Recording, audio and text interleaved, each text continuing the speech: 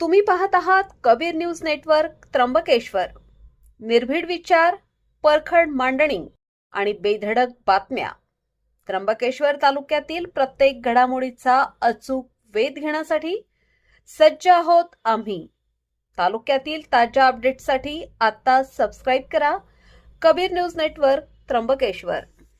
Blackmail करून तरुणीवर वारंवार अत्याचार. नमस्कार, मी अमिता गावंडे. कबीर न्यूज नेटवर्क मध्ये आपलं स्वागत आहे. त्र्यंबकेश्वर तालुक्यातून एक धक्कादायक बातमी समोर येत आहे. प्रेमाचे आमिष दाखवून एका 24 वर्षीय तरुणीवर अत्याचार केल्याप्रकरणी त्र्यंबकेश्वर पोलीस ठाण्यात गुन्हा दाखल करण्यात आला आहे. काय आहे हे संपूर्ण प्रकरण पाहूयात या सविस्तर बातमीपत्रात. मिळालेल्या माहितीनुसार नाशिक शहरातील एका 24 वर्षीय तरुणीला लग्नाचे आमिष दाखवून तिच्यावर वारंवार अत्याचार केल्याचा धक्कादायक प्रकार उघडकीस आला आहे. या प्रकरणी त्र्यंबकेश्वर पोलिसांनी संशयित आरोपी एजाज पठाण राहणार इंदिरानगर नाशिक याच्यावर गुन्हा दाखल केला आहे. ही घटना ऑक्टोबर 2025 पासून ते 2 मे 2026 या कालावधीत घडली आहे.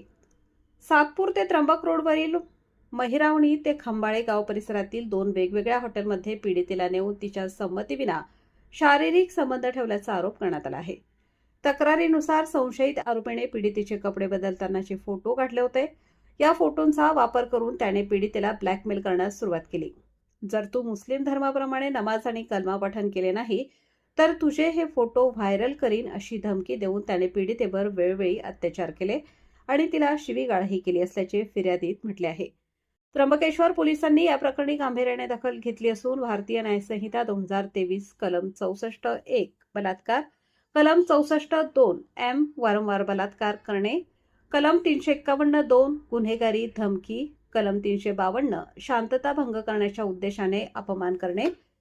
सदर गुन्ह्याचा तपास पोलीस निरीक्षक महेश कुलकर्णी यांच्या मार्गदर्शनाखाली PSI खैरनार हे करत आहेत. या घटनेमुळे त्र्यंबक परिसरात मोठी खळबळ उडाली असून पोलीस आता संशयित आरोपीचा पुढील शोध घेत आहेत. नागरिकांनी अशा कोणत्याही प्रलोभनाला किंवा धमकीला बळी न पडता तातडीने पोलिसांशी संपर्क साधावा असे आवाहन प्रशासनाकडून करण्यात येत आहे. या प्रकरणातील पुढील अपडेट्ससाठी पाहत रहा कबीर न्यूज नेटवर्क त्र्यंबकेश्वर.